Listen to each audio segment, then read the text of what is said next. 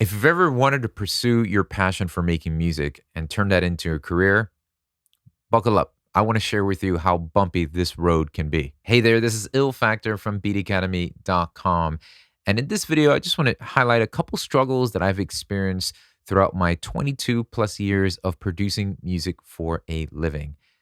Gosh, even just saying that, I get to realize how much of a blessing it has been for me personally to be able to make a living off of producing music for these past 22 years. And hopefully, what I want this video to do is ultimately not discourage you, but encourage you if you are pursuing producing music as a career, or if you're just wanting to take that hobby of making music and you're now passionate about making music. I want this to be an encouraging video for you. I just want this to be able to really help you in taking the right steps and actually bringing some of those unknown expectations you might have about what a music career might look like over a little to some sobering realities. So, hopefully, that's what this video will do. And I'll start off by just mentioning some of the biggest struggles that I've experienced over these years. One of the biggest struggles is something that is pretty obvious, and that's the financial aspect of this. I mean, a career in music production doesn't always promise the security that you might find in other jobs. But then again, no job is 100% secure, right? Even those that you've labored over in schooling and then you finally get to that job that you've been working so hard to get, who knows? The whole thing could go bankrupt and that's what I mean. So there's no security in any job. But in particularly with the music career, I think the biggest struggle I experienced at the very early onset was just the waiting game, right? It was mostly done in the waiting. I had no idea when the next project that was going to put some money in my pocket. I don't know where it was coming from. I don't know how frequent these projects would come in. And so it really was about in that time from one project to the next is how can I bring value to any situation and create the opportunities myself. That's one of the struggles I had was the inconsistency of work. But then one way I kind of battled through that was like, okay, if work is going to be this crazy inconsistent, what I can then do is create opportunities for myself where I would present myself valuable. So if anybody needed any remix work done, I can say, hey, I'll remix some projects you're working on for free. Let me just take a crack at it. And then if there was anything that needed to be done, hey, I can add some extra programming to some tracks that you're working on and just reach out and within the small circle of context that I had at the time, just let them know that I was available to add any value that they might need. That eventually led to many opportunities. One in particular, where led me to link arms with a really well-known producer who was in need of a remix, which then became the source of regular, consistent income. And saying, "Hey, would you be willing to do these remixes for my projects every month or so?" And I was like, "Yeah, great." That might also lead to another struggle, which is just the obvious, and that's the networking, right? I mean, the first one was somewhat resolved with networking and building relationships. And the second struggle is exactly that, networking, relationships. This is a hard one, especially now that everybody's so connected through social media and all different types of forms of platforms on the internet. It wasn't like that for me growing up in this industry. There wasn't even a YouTube. There was no, social media wasn't there. So it was really about treating every opportunity I had, going above and beyond, letting them know, hey, how can I serve? How can I bring the most value that I possibly can? And eventually, that person that I would link arms with knew somebody else. And that's how the word got around. Now, I think fast forward to an age where there's complete access to anyone, really. It's now not looking at those opportunities as to, hey, what can this person do for me? It's simply stepping into that situation saying, hey, I noticed X, Y, and Z about the body of work you're doing. I thought that what I do can be a really big benefit to you. Here it is, right? Here's what I'm doing. I'm making these type of beats, or I'm making this type of production. I think it will go really well with what you're providing as well. And here you go. Maybe a first couple rounds is just free of charge. Let me know if this benefits, this serves you. And so I think there's a better opportunity for networking now than it was when I was starting out. But it's the same principle is still remaining the same. It's still how do you then provide value? Another big struggle was just taking things a little too personal. And I mean in the sense of criticism and how to handle rejection. I took it pretty hard at the early stages, and I could still take it pretty hard, but it's a little different now, right? I'm a little more well seasoned in it. But initially, just getting rejected, hearing other people's songs on the radio, and then thinking like, man, I've got tracks on my hard drive that blow this song away. Why am I not there? The constant need of comparing to others, the discontentment that grew with that.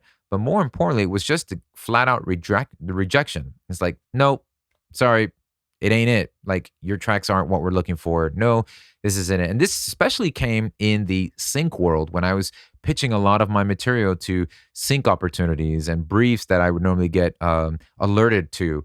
And I would send in exactly what those briefs would want to only find out, nope. And so one thing that came out of that was realizing, the rejection is not a personal attack to my identity of who I am. It wasn't. So I had to detach my taking the rejection so personal because when they would reject my music, it felt like they were just rejecting me as a person. And so I needed to detach those two things. I needed, okay, it's just that my music did not fit that certain situation at the time. They're not rejecting me personally. I can still have a different perspective on that. So that was a big thing. It was a big struggle of mine because I immediately equated rejection of my music to rejection of me personally. And I don't know if you're watching this and you're struggling with the same thing as well. Just hang in there and know that it's not a personal thing. It's not that personal. It really is. There's so many other things to the story. There's so many other middlemen. There's so many other factors that play into songs getting placed, songs being used on the sync campaign, songs being used for specific artists. Whatever the case may be, it's a lot more than just you, right? There's a lot of moving parts in there. So if I can offer any words of encouragement is brush it off, don't take it so personal, and yet use those opportunities to learn from and move forward and continue building upon that, whether it's your catalog of music, and just because there's a no from one person doesn't mean there can't be a yes from another person for that same body of music. As a matter of fact, a lot of my big placements were exactly like that.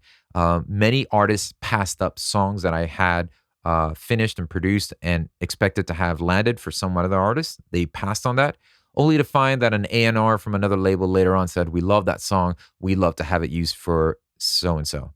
So you never know when that kind of turn of events will happen. And then just another big struggle in the world of pursuing a career in music production is just not only the inconsistency of getting work, not only the rejection that you're going to experience as you're creating your music, but just downright feeling of not even wanting to create or produce at all.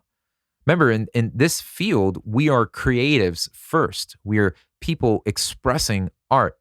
And that also comes with the ability to not have it be so formulaic. And oftentimes we rely on sparks of creativity, sparks of inspiration.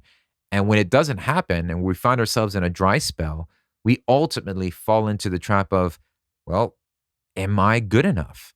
Am I really built for this type of lifestyle? Is this something that I should continue to pursue? And you start questioning, whether you're good at all at doing what it is that you are really passionate about doing. And so that's a normal part of this. And that's something that I struggle with as well, because from those moments, it overflows into the projects you're working on or the potential projects that you're trying to go after. It does play a big role in even your perspective of what you want to pursue in your career of producing music. A lot of these things are what I'm mentioning so far, very much mindset stuff.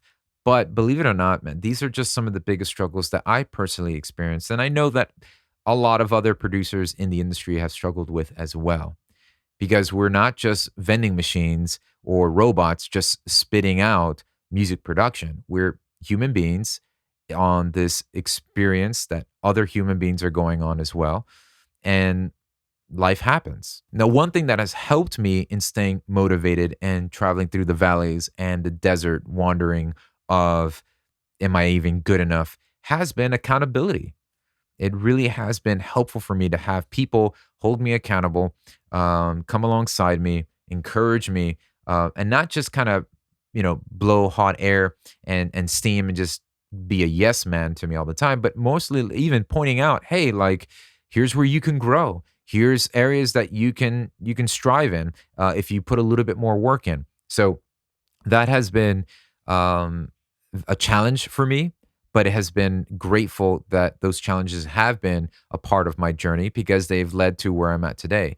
And all those struggles have really led me to even wanting to create the platform that I created in Beat Academy. I wanted to create somewhere where I can be able to provide the mentorship, the professional guidance, um, the importance of the encouragement, the accountability that I just recently mentioned.